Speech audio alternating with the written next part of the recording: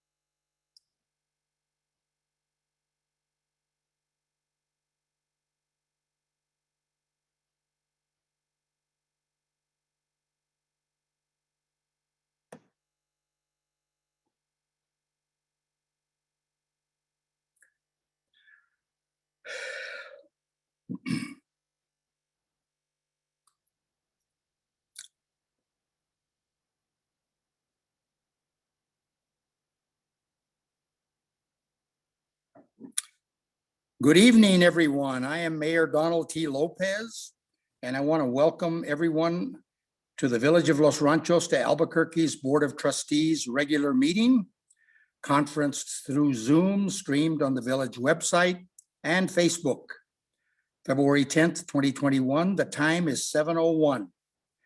To remain in compliance with the State of New Mexico's amended public health order dated January 29th, 2021, the Village of Los Ranchos de Albuquerque is conducting this meeting through Zoom video conferencing and is live streaming on its website and Facebook page.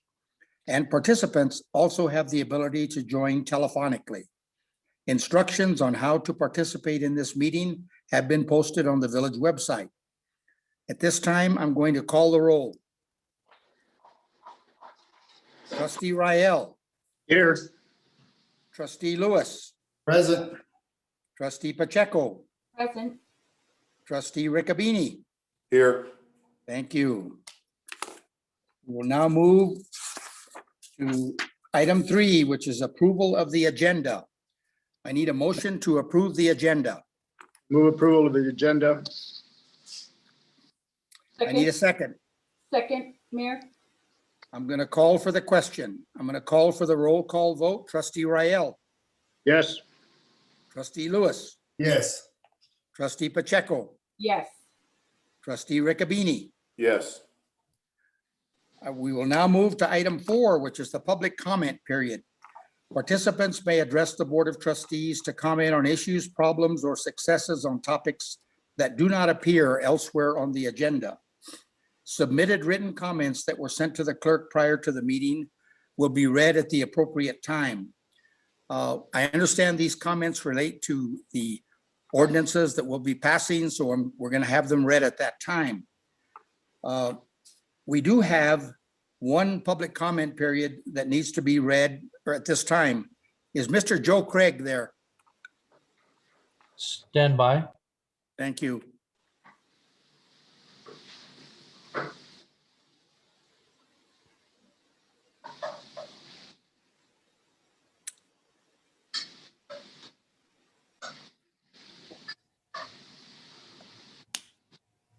Thank you. Mayor, Yes, Joe, please state your name and address Thank for the you. record and proceed with your comment. Joe Craig, 505 Calle del Pajarito Northwest. I have a relatively sad comment to make. I would like to note the passing of John McDonald, one of our friends of Los Ranchos, longtime village resident. Dr. McDonald was a graduate of Yale, Dartmouth, and Johns Hopkins, and dean of the Tulane School of Arts and Sciences for a long period of time. He was a Colorado River guide, which was one of the loves of his life, and was on the Colorado guiding people down for 20 years. He was a Village of Los Ranchos Planning and Zoning Commissioner, Village of Los Ranchos Animal Control Officer, which he loved as well. John died on January 20th of complications of COVID. He did have some underlying conditions with some cancer. John was a great guy. That's about it. Thanks. Well, Joe, thank you for your remarks about the late John McDowell. I knew him very well. He used to come see me quite often, and we would have very insightful conversations. So I appreciate your remarks a great deal. With that, I'm going to ask, is there anyone else on this Zoom meeting who wishes to speak that did not register prior to the meeting?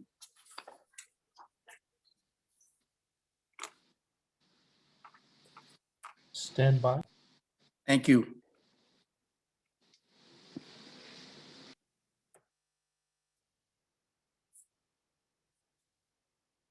There are no hands raised at this time. Thank you. We're going to move to item 5, presentations. 5A is the Honorable Judge Robert Maw. So Judge Maw, are you on the call?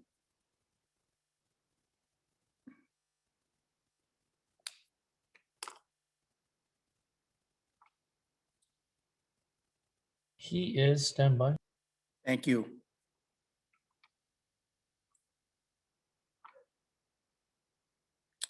Please go ahead, Judge Maw. You're muted.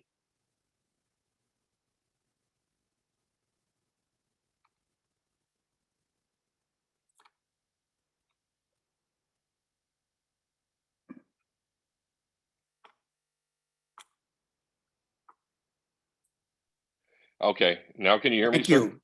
Yes, please Okay. state your name and address for the record, please. Judge Robert Maw, the elected judge for the Village of Los Ranchos. My address for my home address is 8400 Rio Grande Northwest and 87114. I just had a couple brief comments I wanted to make tonight concerning some changes that are going on with the Senate Bill 7 from Senator Worth. And Senator Worth has introduced a bill that has a pass recommendation at this time from the legislature. And that bill restricts the ability of the courts to certain sanctions that they could do for failure to pay, failure to appear.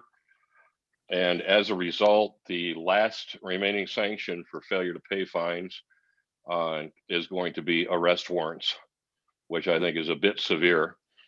Before there was an option, especially if it was a traffic offense, you could suspend a driver's license or do some other things. Show cause hearings were eliminated about 2.5, 3 years ago, because there was basically from the idea of show cause, which is Dan Winter, is the village attorney on the call? Yes, she's listening Okay. in. And she may be aware of it. The bottom line is show cause hearings tended to have an air of presumed guilt. It was in order to show cause why you should not be held in contempt for a failure to pay or failure to appear. So those were eliminated a few years ago. As a result, we did pass the village ordinance. The trustees passed an ordinance for failure to pay, failure to appear. And under that ordinance, the village would, under the administrative branch, law enforcement side, would be the people that would bring the complaint for failure to pay, failure to appear. It would be a conflict for the court to bring the complaint and then to hear it, when it would have to go to district court if the court were to bring it. But anyways, the bottom line is, with this new change on Senate Bill 7 that's most likely coming through, what many of the other entities, the municipalities around the state are doing, are entering into a contract with Municipal Services Board, which is effectively a collection agency. And they're using a commercial collection agency. I've requested a contract from them, which I will provide to the mayor and trustees, and hopefully the village attorney for review. The way it is set up at this point, to my understanding, Rio Rancho uses them and several of the other municipalities around the state. They charge a fee on top of the fine. So the village would receive its complete fine, and the fees would come out of the defendant who had failed to pay. We only have a couple cases right now that are in that situation, but one is a fairly hefty fine. It was a pretty severe case. And I don't know how else to go about it. On the hefty fine, I did issue an arrest warrant, but there has been no response from that yet, and the sheriffs haven't found the person. But I think that it would be good to not have to go to that level, and to be able to simply turn it over to the Municipal Services Board and let them collect the fines as they're outstanding, and people wouldn't just ignore the village. And it's a hard time with COVID right now, and it's been particularly difficult because most of the court hearings have had to be telephonic, and I don't think they have the same weight that they do when the court hearing is in person. So that's all I really had. If any of the trustees or mayor have any questions on that, I'm happy to stand for questions. So Judge Ma, thank you for bringing this to our attention. I'll be discussing this with the governing body at the appropriate time. Our attorney, Nan Winter, and our public safety officer, Fred Radosevich. Does any of the governing body or Nan or Fred have a question for Judge Ma at this time? I do. I just was curious, how far along is this Senate Bill 7? It was the legislation was introduced by Senator Worth on the 19th of January. It has been, there have been restrictions on doing any kind of lobbying by the judges, which you guys are familiar with what's been going on with some of the rules surrounding appropriations and things. So the bottom line is that it went to committee. It came out of committee with a pass recommendation, I believe, on the 2nd or 3rd of February. Okay. And I don't know if it'll be signed or not. I think that it is. My concern are the unintended consequences by taking less severe remedies away from the municipal courts. That in that case, it appears that it pushes to a much more severe consequence, which in most cases isn't appropriate. I mean, we don't have debtors' prisons here in the U.S., and we should not. And that's my opinion. Well, thank you, Judge Ma. Any other questions or comments on this issue? Okay, item 6 is, go ahead, Judge Ma. I will leave the meeting now, so that if you have things to discuss that may come before me, I will not be ex parte by that. Okay. Thank you, Judge Ma. Thank you very much. Thank you. Yep. Item 6 is the consent agenda. There will be no separate discussion of these items. If discussion is desired, the item will be removed from the consent agenda and will be considered separately. 6A are the minutes of the January 13th, 2021 regular meeting. I need a motion to approve the minutes. Move approval of the minutes. I need a second. I second. Any discussion? I'm going to call for the question, call for the roll call vote. Trustee Rael, Yes. Trustee Lewis, Yes. Trustee Pacheco, Yes. Trustee Riccabini. Yes. Thank you. Item 7 are the departmental reports. And you have them in front of you or they're available to you. The departmental reports are included in the packet and reflect activities for the period listed in each report. If the governing body has questions for staff regarding the reports, we will have each trustee ask all their questions before we move to the next trustee. Let me start with Trustee Rael.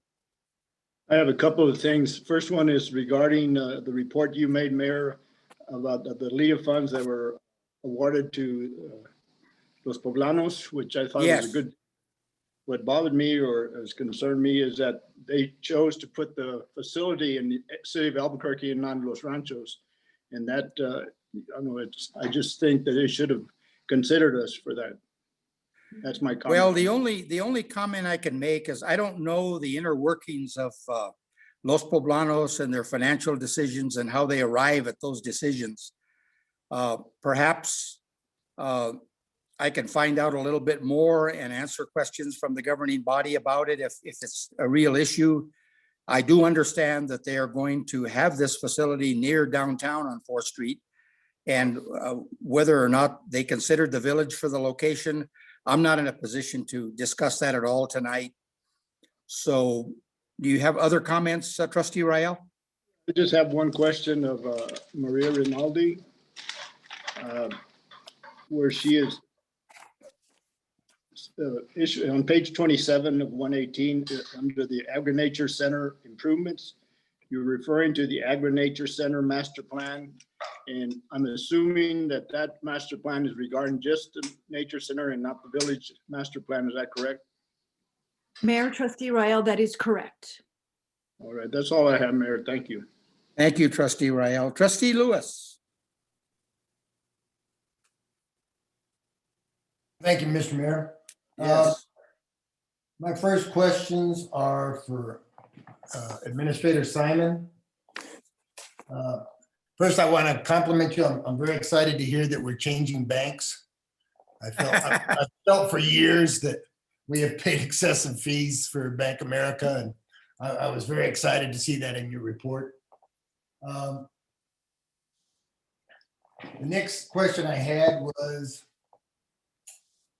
you talk about in your report an integrated outdoor education pavilion for the Agri-Nature Center. Can you discuss that in a little bit more detail? Sure thing, Mayor and Trustee Lewis, trustees. This is something that we've been talking about for a long time. We've been bringing children into the Agri-Nature Center for classes. We've been doing hands-on classes with the Cooperative Extension Service. This is really becoming an education center of excellence for agriculture education. And it's hard to do that when you're inside. And there's a real movement to be outside in the environment where you're learning. And while we're working with our architect, Knight CV, we're just making sure that we have some spaces on the property that are conducive to a classroom space. So in this case, it's a request that we're making to the legislature for a small bite-sized chunk of the overall development of the facility. That's great. Thank you. I have one more question, and I think I will save it for the informal discussion. Okay, A little bit on the zoning issues. thank you, Trustee Lewis. I Trustee, have a couple more questions. I'm sorry. go right ahead. For Tiffany Justice, she said in her report, she was talking about finalizing changes to the film policy and permit application. I was wondering, Tiffany, if you could discuss that a little bit further and explain it. Certainly, Trustee Lewis, Mayor, Trustees. So in July of 2019, the board passed a resolution essentially lifting the moratorium on filming in the village. And at that time, we had a permit and policy that was developed that I guess we wanted to test the waters with. We were trying to kind of creak open the door to film, but we didn't want to suddenly have an influx of filming in the village. And so we kind of cautioned all film companies that our permit does differ quite drastically from a lot of other communities. And our reason for doing so was kind of to I guess, stop the influx of film permits kind of just from the start, and to try and aim for the highest quality of filming in the village as a test, especially for residents, since we haven't had filming in the village for about 10 years. So over time, we've gotten some feedback from those in the film industry, and we've also talked with other communities in the state about changes to the film permit and policy. And so we've been tweaking that over time, and we have some changes and a new resolution for the board for a new policy and permit. The substance of it would stay the same. We still require notice, we still require signatures, and we still require compliance with our code to the furthest extent possible. What we're proposing are changes more towards the fee structure and a lot of the agreement language between the film company and the village. Quite a bit of our original language put the village in the middle of a lot of, I guess, agreements between private property owners and film companies. And we were getting a lot of back and forth between legal departments on that. Thank you, Tiffany. Mr. Mayor, that is all my questions. Thank you very much, Trustee Lewis. Trustee Pacheco.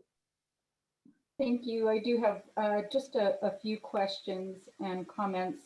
Is Fergus on with us? No, he's on leave, Okay. but we can try to answer questions if you have some. Okay, and maybe Anne or Maria might be able to answer the question I had for Fergus.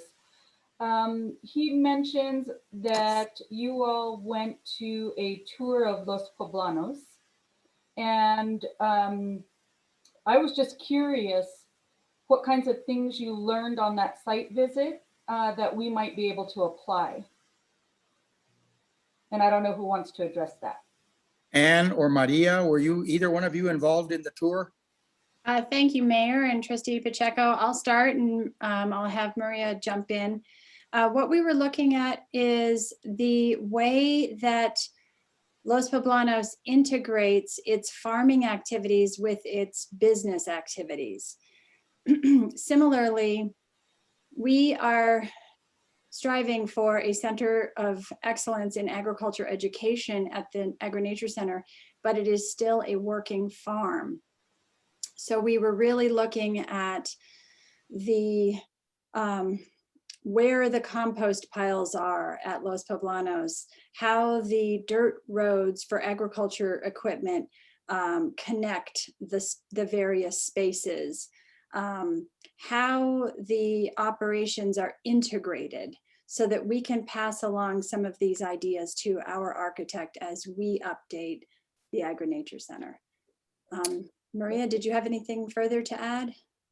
Mayor, Trustee Pacheco, I think Anne pretty well covered it, exactly that it is an operating farm with an integrated model of visitors, just like ours is. So it was all about how you operate a working farm and at the same time have other activities integrated into the site that complement and also do not interfere with what it is we're trying to do at the Agri-Nature Center. It was very productive.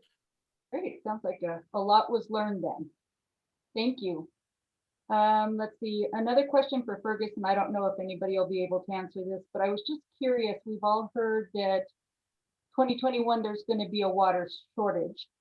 I can answer that question. Okay, and I'm just curious, are we going to limit anything that we're doing as far as planting this year because of that? Trustee Pacheco and members of the governing body, I've been in communication with Mike Hammond, the Chief Executive Officer and Chief Engineer of the Middle Rio Grande Conservancy District. And he has given me pretty good advice, which he's already released to the general public. This particular year is liable to be a very severe water shortage year. They haven't finalized their plans, but they have told me they're not even going to allow water to be released until 1 April versus 1 March in normal years. And so I'm going to be meeting with Fergus next week. We're going to be talking about what fields perhaps may need to be fallowed. For those of you who don't understand what fallowing a field is, you don't plant. You just keep that field, basically plowed and make sure that it's ready for planting in subsequent years. We don't know. I also told Fergus that we do have high value crops on our farm, and those are going to have to be watered, if not by surface water from the ditches, from well water. So we're going to be developing a strategy to keep our high value crops going and fallow those that, if there is that much of a shortage of water, we'll have to deal with it. That's my best answer at this time. Thank you, Mayor. That's some good information to know. Let's see, next question. Maria, this is for you. You indicate on your report that you did an informal walkthrough on January 29th, resulting in a punch list. I'm just kind of curious, were there more things added to that punch list than the previous time that you did a walkthrough? Are we seeing that you're finding more things that didn't get done or need to get done? Mayor, Trustee Pacheco, the purpose of that walkthrough was to take the consolidated final punch list and make sure we're making progress on those items. We did not find anything new, but we found a number of items that had yet to be addressed. So I did an interim 2-week punch list that I'll be following up with on this Friday, just to keep, because we're waiting for the very big items from DOT. I'm just trying to make sure that Bradbury isn't slacking, and unfortunately it appeared they were. But I think this pushed them along a bit, and I will continue to press them so that all items are complete as much as they can be complete when we receive the DOT, so they don't fall behind. Okay. Maria, this is the mayor. You might also tell the governing body how long we've been waiting for the New Mexico Department of Transportation to respond. Mayor, trustees, we sent our formal address answers to all of their requests for information in October. Okay. Wow. So we're essentially at the mercy of the DOT, and I can understand all of that. I mean, COVID-19 has created serious problems for state agencies, and the New Mexico Department of Transportation is probably at the top of the list with all kinds of things they have to deal with. So that's where we are. Go ahead, Trustee Pacheco. I think Maria had another comment. May I Go follow ahead. up with that, Mayor, please? Trustee Pacheco, the one, and the rest of the and other trustees, the one good thing about the fact that we have not closed out phase 1 is not an impediment with DOT on phase 2. They have allowed us to proceed with the funding in that area, and I can talk about that a little bit more later on, but it has not impeded our progress. It's not holding up. The most that it's doing is we anticipate a balance of funds available for the next phase that is held up until the project's audited, but they are allowing us to proceed with the preliminary engineering of the next phase. So that's a consolation. Yeah, great. Thank you, Maria. Thank you, Mayor. Let's see, Fred, I just wanted to say thank you for your report recapping 2020. It's always good to see that we've accomplished a lot in a difficult year, so I appreciate your putting that together. I also failed to mention, Mayor, to thank Fergus for his recap. I just wanted to make sure that that was noted. I didn't comment on that last meeting, and I just thought that he did a great job in putting that together as well. So I just wanted to make that comment. And let's see, I think that's all I have. Thank you. Thank you, Trustee Pacheco. Trustee Riccabini, your turn. Thank you, Mayor. Mayor, when might we know about we be able to let people know about the irrigation? Just curious. Do they have Well, any kind of an idea when they might? You know, right now we have a kind of a warning. I hate to call it a warning, but quite frankly, it is a warning that's going to go out in our Village Vision magazine. That'll be coming out probably in about a couple weeks, maybe a little bit longer, but not much. And so in the newspaper, in the Albuquerque Journal, there have been, articles from the water managers in New Mexico, particularly the Conservancy District, about how serious the problem might be. They're trying to figure out a way to get some additional water, but it's a difficult engineering problem. And all I can tell you is that we may still be several weeks away from knowing, how bad it might really be. So that's the best answer I can give you, Trustee Riccabini. Very good. Thank you very much for that, Mayor. Let's see, Ms. Simon, I think it was pretty much asked about the outdoor education pavilion. Thank you, Trustee Lewis, for that. And I'm glad that the Lavender in the Village met and going to give this another go this year. So that's a really good thing. I wish we were open completely, but that's the way that goes. And so, and then also Fergus, very, very good on that. And Miss Justice Tiffany, I might want to hold this off to a general discussion at the end, but changing the definition of variances to be less technically restrictive. I'm sure that we've had some, have we been talking to Ms. Winters about those kind of things? I know that we want to make variances are something that we don't want to be doing a lot. And so if it's a change in ordinances but it seems like it's important, right? So can you just comment on that particular item? Certainly, Trustee Riccabini, Mayor, Trustees. So the suggested variance changes specifically for the part about less technically restrictive is that our current variance language does limit it essentially to lot size and setbacks. And there are a wider variety of variances that can apply to properties besides lot sizes and setbacks. That's one of the things that we want to adjust in order to be more consistent with the variance section, which also includes an opportunity to apply for things that aren't just lot sizes and setbacks. And right now, the draft of the changes is with Attorney Winter. Great. Thank you very much for that. And let's see.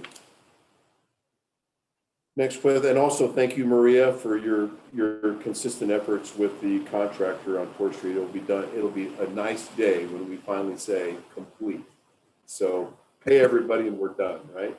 Right. So yeah, great job on that. And I just want to comment the breadth of your once again your skills. You are all over this village, helping pretty much every department, and I really appreciate the way that you're approaching all this and the way you're helping. So thank you for that. Next one, and Fred, thank you very much for the safety report. I was surprised to see that in 2020 we actually had less issues than in 2019. I thought that was a nice surprise. I expected it to be different than that. I don't know why, but it looked like a great year in the village. So Thank you. Trustee Riccobeni, That's it, Mayor. Thank you. on that, and Mayor, Trustees, is honestly a lot of things, the calls for service actually went down, as you can see in some areas. Traffic stops went down dramatically because they just quit doing traffic stops because of COVID, except for very, very serious violations. They did a lot of calls for service just went down. A lot of people were at home. Hopefully that trend will continue as we get moving back out into the real world after COVID. But I just have to compliment the sheriff's office again. They're out there all the time and really doing a great job for the village. Great. Thank you very much, Fred.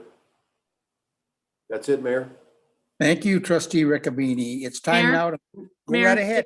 It's Danielle. Before we go Yes. on, I want to defer our conversation to Maria Rinaldi, who has an update for her report, please. Go right ahead, Maria. Thank you, Mayor, Trustees. I just wanted to let you know that in my report on the preliminary engineering phase for phase 2, in the request for disbursement on the awarded money, I report that the disbursement was requested in the amount of the BHI, the Bohannon-Houston task order, for approximately $475,000. In my discussions with DOT, it came to my attention that they only allow one disbursement. We didn't have any other expenses yet to draw down, so I came up with a kind of a creative solution and they accepted it. I submitted my contract for services as part of that disbursement because it clearly states 4th Street project oversight, and they accepted it. So the full award of the entire grant amount of $482,687 will be coming shortly to the village. And $8,500 will go towards my contract for oversight. Great. Thank you, Maria. Okay, if there are no other questions on the departmental reports, we're going to move to item 8, financial business. 8A is discussion and approval of the cash report for January 21. Is Treasurer Will Fisher on the call? Tammy, are you on the call? Yes, Mayor. Do you want to present the cash report? It doesn't look like Will Fisher is on. Mayor, I do see Will's phone on the call right now. Okay, so do you want to, Kiko, do you want to get Will Fisher on? Will, you need to unmute your phone.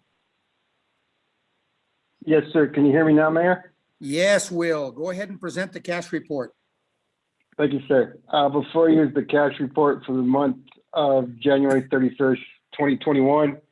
Ending cash balance at January 31st, 2021 is $5,648,005.51, which is a decrease of $69,139.22 for the month. Year-to-date excess of revenues over expenditures is $469,724.75. Thank you, sir. So Will or Tammy, you might mention that there is an unusual item to bring up. The January GRT tax revenue is not in this report. That's another $222,000. Am I correct, Tammy? Mayor, Trustees, yes, that is correct. So we did receive the January GRT check. However, it did not come in until the last day of January, and we were unable to get it into the bank until February 1st. So we did get the money, but you will not see that $222,000 until our February report. And assuming that the February check is on time, then when we look at the February report in March, we're going to see a double GRT month. So Tammy, let me ask this question. When you and I spoke about this, you were going to make an effort to see if there's a way to have a direct deposit so that this kind of delay doesn't occur in the future. What's your opinion of that? Yes, Mayor, Trustees, I have reached out and I am waiting on information from the state as to how we can get that set up. I do know that there are certain communities that do have that ACH. I was able to pull that information. So I'm just waiting on information now to get us set up. Thank you. I'm going to ask for a motion in a second and then open it for questions. So I need a motion to approve the cash report. I'll make a motion to approve the cash report. Need a second. I'll second. Okay, the floor is open for questions on the cash report.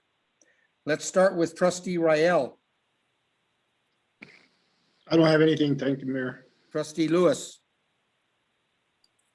I don't have any questions. I do want to comment. I'd like to congratulate Administrator Simon and the staff. The mid-year budget, it looks like they're doing an excellent job in a very difficult time, and I really want to congratulate all of them on a job well done. I concur. Trustee Pacheco. I don't have any questions, Mayor. Trustee Riccobeni. No questions, Mayor. Great. I'm going to call for the question now. I'm going to call for the roll call vote. Trustee Rael. Yes. Trustee Lewis. Yes. Trustee Pacheco. Yes. Trustee Riccobeni. Yes. Thank you. Cash report is approved. 8B, discussion of mid-year budget review and adjustments for fiscal year 2020/2021. Administrators and Simon, please present the mid-year budget review. Thank you, Mayor and trustees. I'm happy to share with you this excellent mid-year budget. I thought I would just take you through it kind of as a 101 so that we are all understanding what we're looking at. If you look on page 83 of your packet, you see the general fund comparison mid-year budget review for the revenue. Column A is prior year 2019. Column B is the last prior year. And column D is the actual first 6 months of our revenues plus an estimated revenue stream, assuming we continue at the same level. Does that make sense, hopefully? So we are sitting as of December 31st on a 3.361824 revenue stream. Now, while that is down slightly from the 2 prior years, it's only down 15%, which you'll see in the bottom right corner. But we budgeted for a 25% reduction, if you recall. Thank you, Trustee Riccobeni. So we're still doing okay. I also want to point out there's an error in this spreadsheet. The red number in parentheses just to the left of the 15% says 714,868. It should be $577,486. And we will get you a corrected mid-year revenue sheet after the meeting. So going through the budgets, pages 84 through 89, you will see that we are doing really well. There's a slight increase in wages, but overall in the program areas, we have an overall decrease. If you go to page 86, which is our general admin fund, you see this in full display. This is the fund that most of our administrative activities occur, and you will see that we have we are doing very, very well. That we've really tightened our belts And we are holding expenditures to the line. Now, there are some areas where we are going to have to make some adjustments. And I am happy to discuss those now, or if you want to move to the next item and we can talk about the bar. Well, let me do this, Administrator Simon. If the governing body has questions for the administrator, I'd like to have each trustee ask all of their questions before we move to the next trustee. And that would be related to 8B. So let me start with Trustee Rael. Any questions on this item? I don't have any. Thank you. Trustee Lewis, No questions at this time. Trustee Pacheco, No questions. Trustee Riccobeni.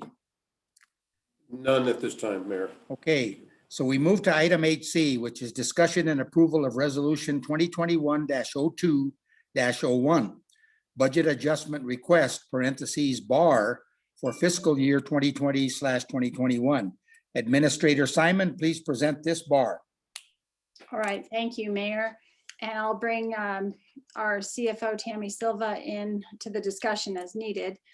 But as I mentioned in the last item, there are just a few areas where we're going to have to make adjustments. And for the most part, these were unforeseen areas and just one area that we inadvertently under budgeted. So let me just go through. It really comes down to 6 items. The first one, and this is on page 93 of your packet, is professional services for the computer support. And you'll see that we have to increase the budget by $800. And that is because we have a software that we use to run our financials. It's called Abilla. And we inadvertently funded that at 6 months instead of a year. So we have to bring that up to the full year amount. So that's the item, the $800 in professional services. In rent of equipment and machinery, we don't know exactly what's going on with the copier, but it turns out that they're charging us a little bit more and we're running more copies. So whether that's more requests from the community, whether that's more employees working from home and coming in and making copies and bringing them home, we're not sure, but we're a little short in that line item. So to get us to the end of the fiscal year in plenty of shape, we're going to ask for $1,000 in that line item. After that, you'll see 3 utility line items. The 1840, which is our admin utility line item, and 1960, which is our facilities, we had exceedingly high utilities. There are 2 explanations. The first is that there was a slight rate increase. And the second is we had some very high water bills from a leaking irrigation system up on 4th Street. Now, fortunately, we haven't accepted the irrigation project, so it is on Bradbury Stam to help us reconcile those high bills. So we should be getting a credit back from Bradbury. But in the meantime, we're going to have to ask for a budget increase in those 2 areas. The last utility item, 1970, is our Agri-Nature Center. And 2 explanations for that increase. One was the rate increase, and the other was the new water line.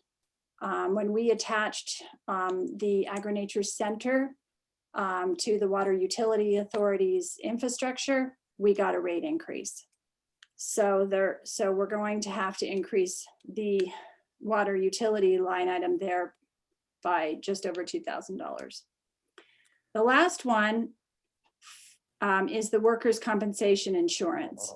You may recall when we did our budget last year, the Self-Insurers Fund, Municipal League, because of all of the COVID hardship, they halved our workers' compensation insurance premium, which was really wonderful. But then we had to estimate that, and there ended up being a slight rate increase. So while we were not far off, we were off by $1,780. So we're going to have to increase the budget by just that amount. So overall, in our very large and complex budget, a $13,000 budget adjustment is not too shabby. I agree, Administrator Simon. What I'm going to do now is ask for a motion in a second, then I'll open it for questions. Mayor, I need a I'm so Go ahead. sorry. I forgot one very, very important thing, if I Sure, may. go ahead. Mayor and trustees, I apologize. Another very important thing for me to raise, and just to give kudos to our ag program team, Fergus and Sabrina and all of the various contract workers. They are bringing in so many grants that you'll see on page 93 in blue. The contract services temp labor line item, we're increasing by $20,000. And that's because of several grants that team brought in.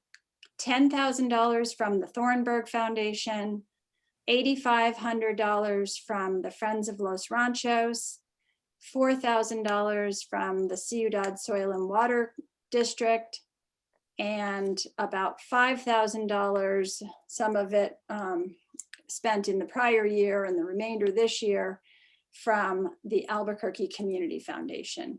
So I failed to mention that there is another increase, but it's an increase to bring more money into our budget. Thank you very much, Administrator Simon. I'm going to ask for a motion in a second, then I'll open it for questions. I need a motion. I move approval. Need a second. I'll second. Okay, any discussion or questions to Administrator Simon or anybody about this BAR? I have a question. Administrator Simon, can you explain a little bit more detail what we're looking at with this the fire protection system and the adjustment there as I'm seeing it?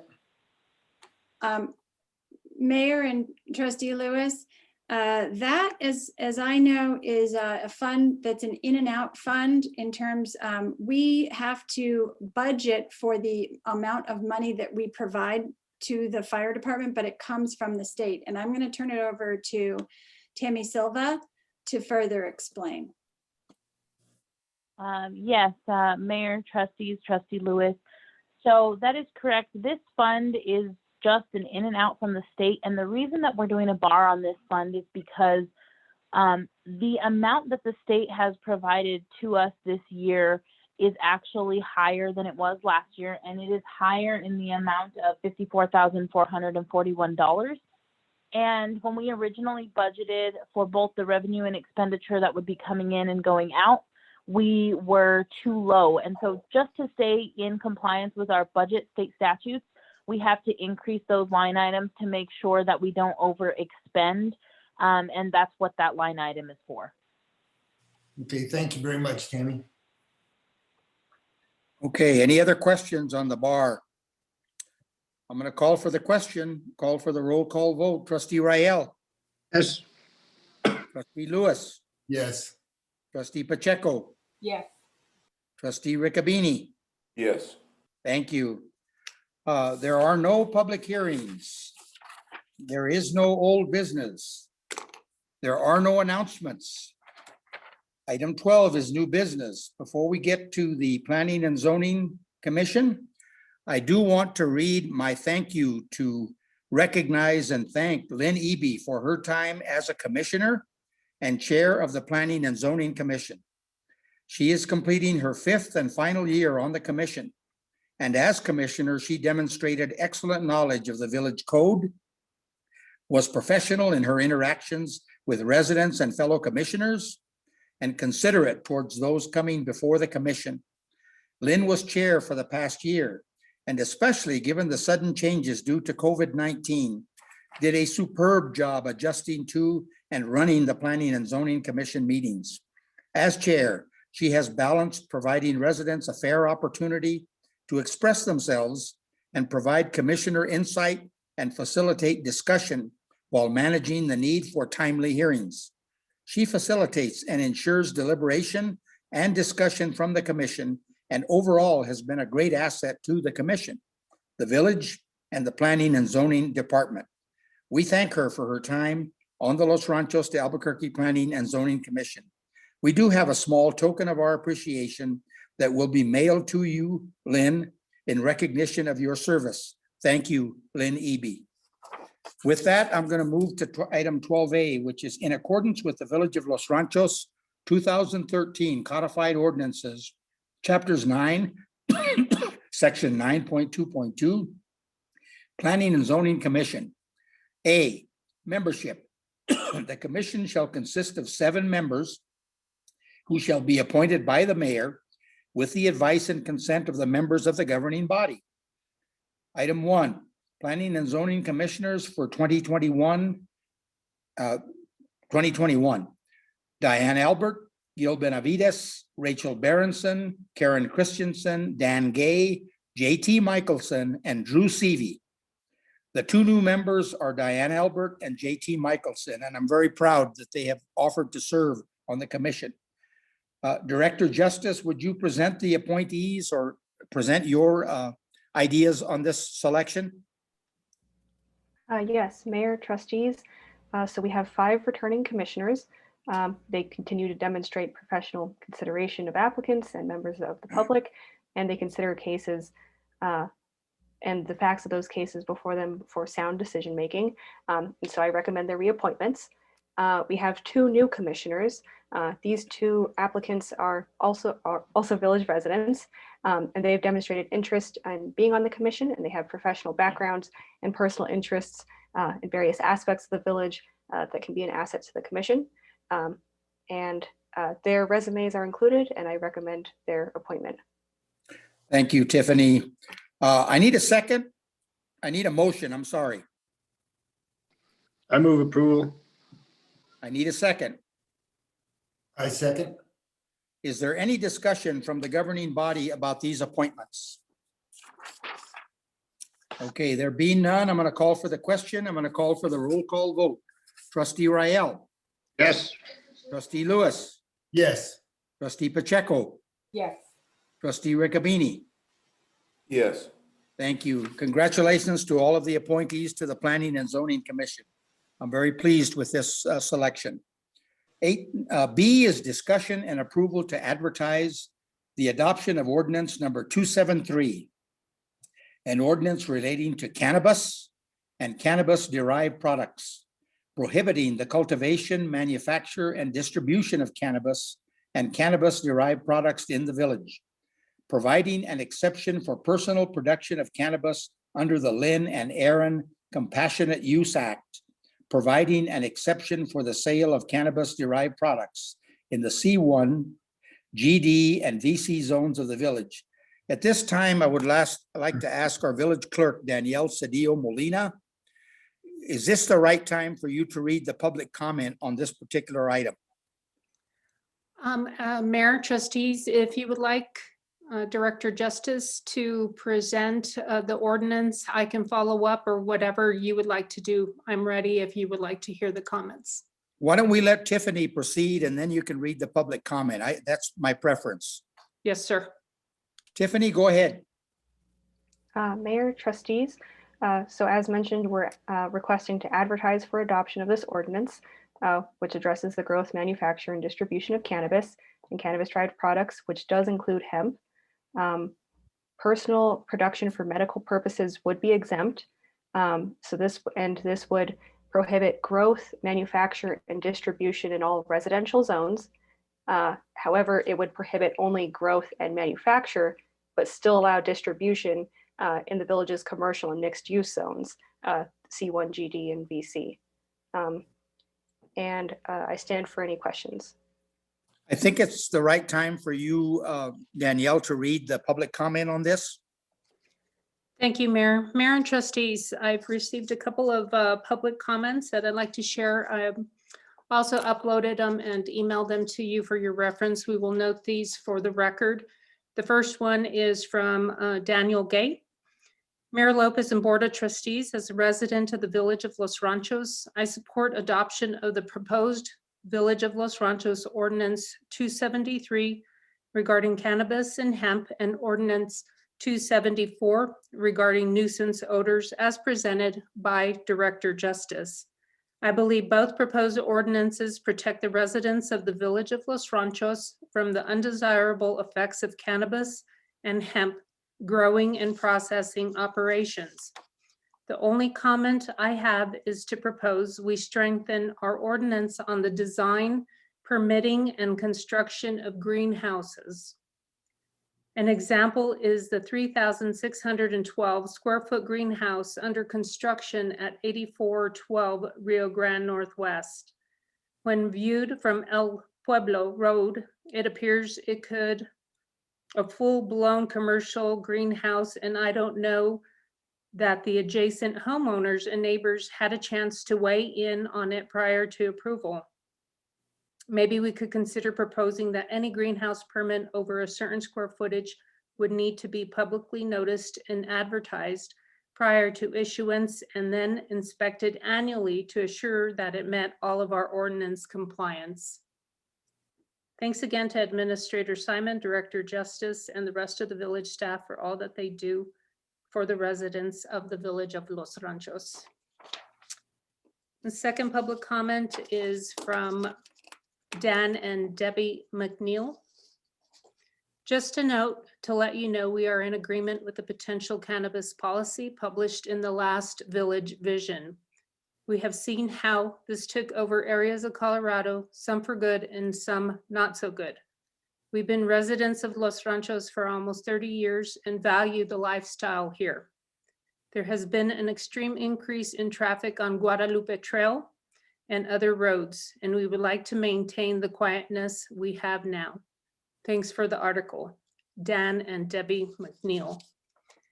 And lastly, we received an article with a link that we wanted, the requester, JT Michelson, has passed on to the trustees an article for them to take a look at.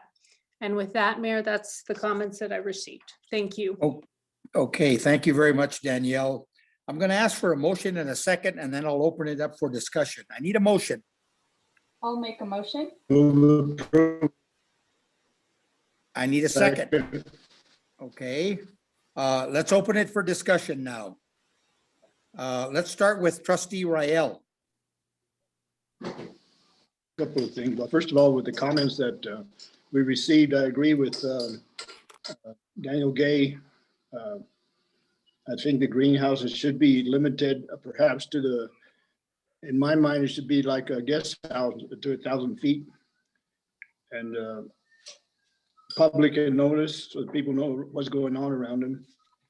But, and then I thought it was very interesting, and JT Michelson's, what he sent to us there on the comment, that is hemp is supposedly very helpful to bees, the survival of bees, and it's something that the whole country is concerned about. But maybe that's something we can look at later. At this point, I think we should go ahead with this ordinance. Also on page 108 of 118, go to the fourth paragraph, where it's referring to the Lynn and Aaron Compassionate Use Act. I believe there's an S missing there between the N and the A. Isn't it New Mexico statute annotated? I believe, I may be wrong, but do you see what I'm talking about? Do you agree with that, Attorney Nan Winter? Can you provide me the site again? What section are you looking at? Looking at page 108 Okay, of 18, the fourth paragraph, okay. where it refers to the Lynn and Aaron Compassionate Use Act. Yep. There's Is there an an S S? missing. Okay. Then also on page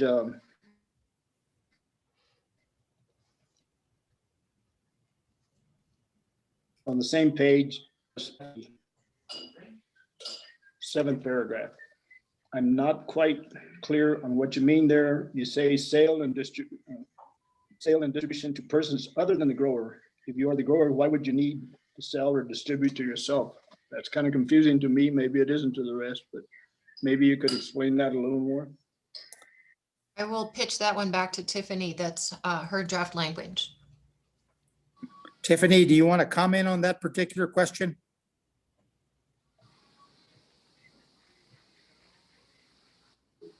Yes, Mayor, trustees, that is essentially just extra clarifying language. I believe we can take out to persons other than the grower if it simplifies things and makes things, I guess, easier to understand. Okay. I believe it would. Thank you. And I just have one other thing. Paragraph on page 109, the 3rd paragraph. Should that word procession, should that be possession instead of procession? Tiffany? Apologies, Trustee Royale, could you reference the citation again? Yes, the 3rd paragraph. There's a cultivation and possession. It says, should it be cultivation and possession? That is correct. It should be possession. Okay. And that's all I have. Thank you, Mayor, and thank you, Tiffany. Okay, Trustee Lewis, any comments? I don't have any comments at this time. I'm supportive of these ordinances.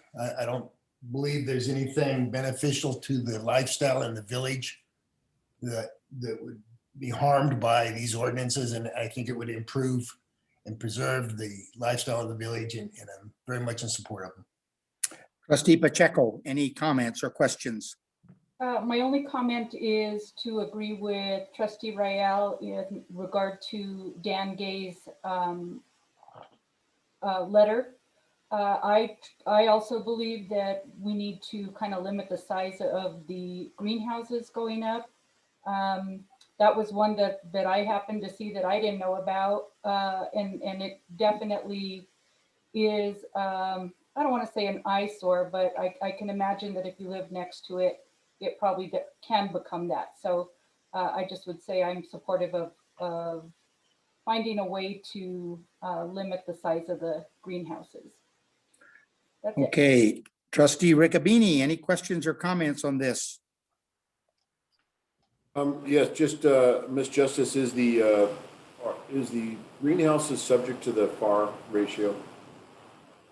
Trustee Riccobeni, Mayor, trustees, yes, all structures on a property, all buildings, I guess, are subject to the floor area ratio. I would also support limiting the size at the end of the day. Okay. And I am in very much favor of this ordinance. Thank you. Okay, before I call for the question, I'd like to have, who made the motion? Was it Trustee Rael? It was me, I believe. Mayor, this is Danielle. It was motioned by Trustee Pacheco and seconded by Trustee Rael. So Trustee Pacheco, can you amend your motion to ensure that these changes are made in the ordinance? Sure. I'd like to amend my motion to ensure that the changes discussed are properly noted on the ordinance. Does that work? Yes. Okay. And I need a second on the amended motion. Oh, hold on just a second. Let me ask a question of Trustee Pacheco. Are you also including a limit on the size of the greenhouse, or is that not part of this motion? Whether your motion? I'm not sure that applies to this ordinance, does it? No, I don't think it does, but Attorney Nan Winter, can you give us some guidance on that? Yes, Mr. Mayor, trustees, I think it's an issue that needs to be addressed in a different ordinance. but it's not captured in this draft, and it would take some, it would probably take another ordinance with additional detail, probably more time than you have this evening to put that together. Is that clear? Yes, it is to me. So I need the second of the amended motion. I'll second it. Thank you. I'm going to call for the question. I'm going to call for the roll call vote. Trustee Rael, Yes. Trustee Lewis, Yes. Trustee Pacheco, Yes. Trustee Riccabini. Yes. Okay, we're now going to move to C, discussion and approval to advertise the adoption of ordinance number 274, an ordinance defining odors as nuisances, prohibiting odors, requiring odor control measures, and providing an exception for odors from livestock and agricultural activities. Director Justice, please present the ordinance as proposed. Yes, Mayor, Trustees, we are also asking to advertise for adoption of this ordinance.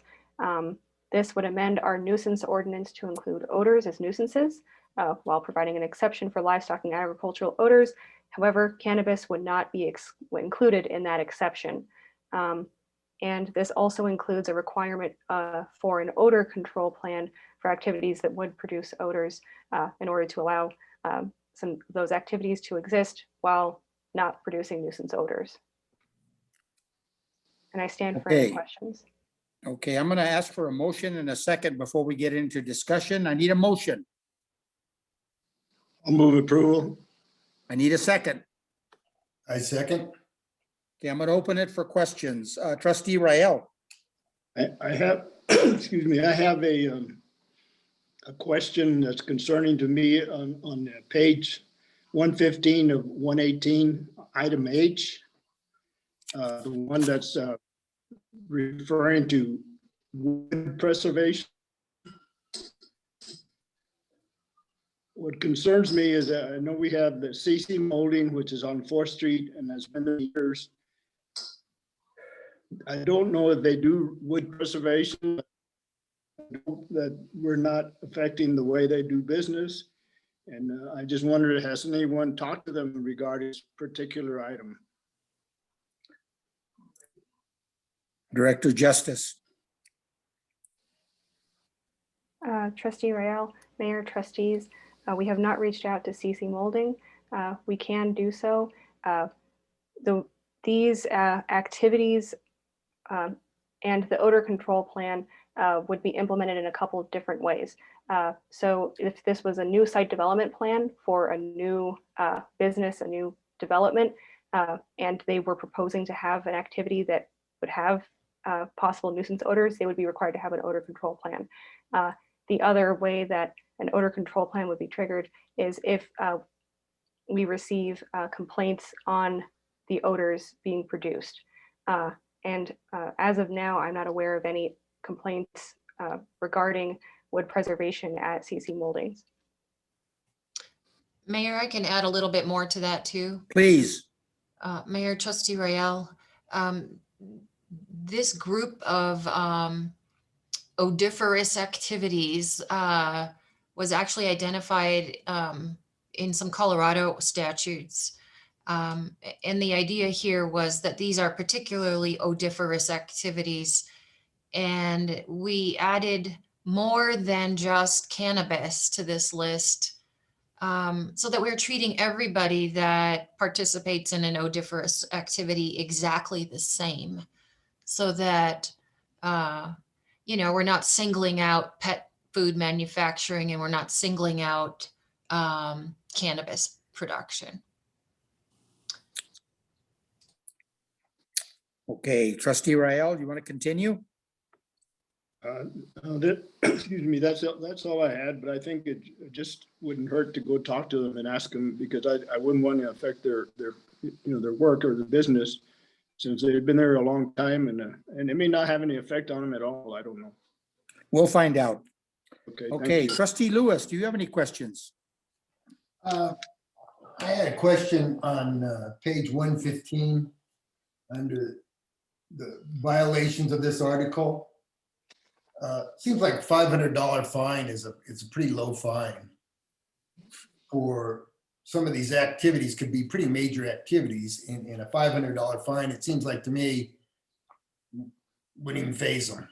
So I was just questioning that, if that's set in stone or if that's something that can be discussed, or where we at on that number. Well, let me ask Director Justice, where did the $500 come from? So Mayor, Trustee Lewis, trustees, $500 is the fine that we have had in the nuisance section of our code for quite some time. This is a number that we can revisit. I would need to consult with Attorney Winter to see whether we have any limitations in terms of state statutes and that kind of thing. But we can raise the fines tentatively. I say that. I don't want to impose on going ahead and advertising this ordinance, but I do raise the question as something for us to look at and maybe come back and revisit this. Okay. If this ordinance passes. Any other questions, Trustee Lewis? No, that's all I have at this time. Trustee Pacheco? I don't have any at this time. Trustee Riccobeni? No questions, thank you. Okay, I'm going to call for the question and call for the roll call vote. Trustee Rael? Yes. Trustee Lewis? Yes. Trustee Pacheco? Yes. Trustee Riccobeni? Yes. Thank you. It's time for trustee informal discussion. Roundtable discussion is informal. The Board of Trustees will take no official vote or other official action. Trustee Rael? Just want to make a comment that I'm glad that they came up with the cannabis ordinance. I think we need to have it because it's going to happen sometime or other. So I want to thank, I guess, Tiffany and Nan for putting it together, and that's all I have. Thank you. Thank you. Trustee Lewis? First, I'd like to congratulate the trustees as well as Attorney Winter and Ms. Justice. I think this cannabis issue, it's very nice to see us as a village be in front of an issue instead of playing catch up. And so I commend everybody on discussion of an issue, addressing it, and taking action before it becomes a major problem. So congratulations to everybody. The second thing, I made a note on greenhouses. I think what I heard Dan Gay say in his letter, and I agree with, I think they need to be limited to above a certain size. Above a certain size, you need to notice them. And you need to put it out there so that the neighbors are aware and everybody's aware of what size they're building. But I believe that's what he was saying in his letter, that over a certain square footage, then they should be noticed and they should be addressed with neighborhood, et cetera, so that nobody's taken by surprise. And the last issue I have, in Ms. Simon's report, she talked about, let me see if I can get back there quickly.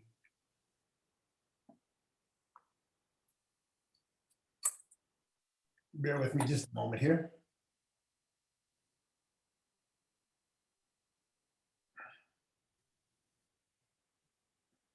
She talked a little bit about they're looking more closely at code enforcement and the possibility of adding somebody for code enforcement. And I think this begs the discussion of, we're a peaceful, quiet village, and what hand do we want our administration and governing body to take in zoning? I mean, we don't want people to be fearful of the zoning police coming to their house every week, and yet we want to protect the village. And so I just throw this topic up there for discussion because I think we need to think about it. Do we want to be super strict on our zoning ordinances, or do we want to take a medium approach to them? How do we want to approach these issues? And this determining that approach will decide if we need to hire another person or not. And so I throw that out discussion from the group. Okay, any other comments, trustee Lewis? That's all I have at this time. Okay, trustee Pacheco. Thank you, Mayor. I have been bringing up the master plan in past meetings, and I go back to that again, the 2035 master plan. It's a living document. It kind of provides us direction for the future of the village. I have to say, while I worked on the committee with the master plan, we discussed a number of different areas of importance to the village. One that really rose to the top for me was the discussion of residential development. And I know during the public meetings, that was also a really hot topic for a lot of the residents that attended. So I posed this question to Director Justice. I just want to know how far along we are or where we are in terms of creating the pilot project ordinance, so that we can move forward in hearing, some possible alternative housing pilot projects. And I was just wondering if you could elaborate on that just a little bit. I'd appreciate it. So Director Justice, do you want to take a moment to just briefly talk about that? Yes, Mayor, Trustee Pacheco, trustees. So we are working on a pilot project ordinance at this time. Specifically at this point, the pilot project ordinance would be focusing on one of the alternative housing options mentioned in the master plan. It would be cluster housing. At this point, I am doing a combination of a few things so that I can present to the board.